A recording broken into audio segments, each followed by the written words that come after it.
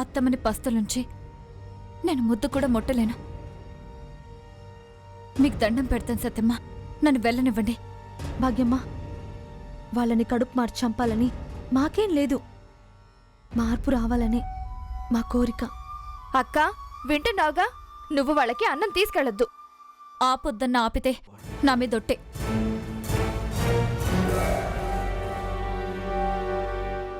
వెళ్ళని సత్యమ్మ, తను వెళ్తేనే తన మంచితనం వాళ్ళకి తెలుస్తుంది.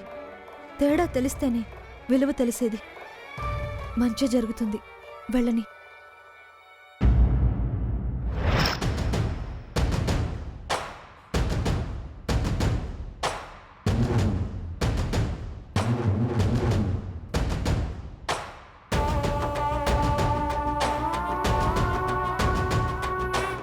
సమజైనదరా? ఇప్పటికి గా వైదేహేంటో దాని బుద్ధేంటో సమజైనదా? మంచిది అమాయకురాలు, దానికన్నా తెలివితేటలు లేవు అని చెప్పినావు. ఇప్పుడేమంటావరా? కొంపల ముంచే తెలివిరా దాంది. అదేదో కడుపులో పెట్టుకునే మనల్ని సాధించడానికి ఇదంతా చేస్తా ఉండాది. నాటకాల మారేది మనల్ని నట్టేట్లో ముంచాలనే చూస్తా ఉండాది. ఇప్పుడేం చేసిందన్నమ్మా అంతగానం? ఇంతింత కారం కొంచెం ఉప్పు ఎక్కువేసినది గంతే కదా. దానికి అసువంటిది ఇసువంటిది అనాలా? ఇంతింతేందిరా గంతం తీస్తే? నోరు వాచిపోయినది, నరాలు చిట్లిపోయినాయి. దాని మీద మోజు ఎక్కువే వెనకేసుకొస్తున్నవారా? వచ్చిరాని వంట మొట్టమొదటిసారి చేసినది కదమ్మా. ఇంకో పాలు చూద్దాం. ఏందా ఇంకో పాలు చూశాడుది? మళ్ళా మనం దాని వంట రుచి చూస్తే లేచి మాట్లాడేది ఉండదు. మొంటకి మకామెత్తుడే. అదేమైనా మహారాణిరా? అంతఃపురంలో పుట్టి పెరిగినాదా?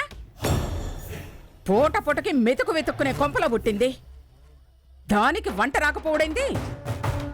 ఆ తల్లి రాక్షసి పిల్లదయ్యానికి నేర్పున్నదా? గా శ్రీమతమ్మ అప్పడాలు అమ్మనీకి పోతే ఇంట్లో అన్నం వండి వార్చేది ఇదే కదరా? అయినా పెండ్లి చూపులప్పుడు అన్ని వివరంగా వచ్చి చెప్పినది. నాకు ఆ విషయం యాదుండాది. దాన్ని తన్ని తరిమిస్తే గాని మనం ఈ కొంపలు ప్రశాంతంగా బతకలేం. మాటకు ముందు అదే పుట్టిడికి పోతానంటుంది అమ్మా.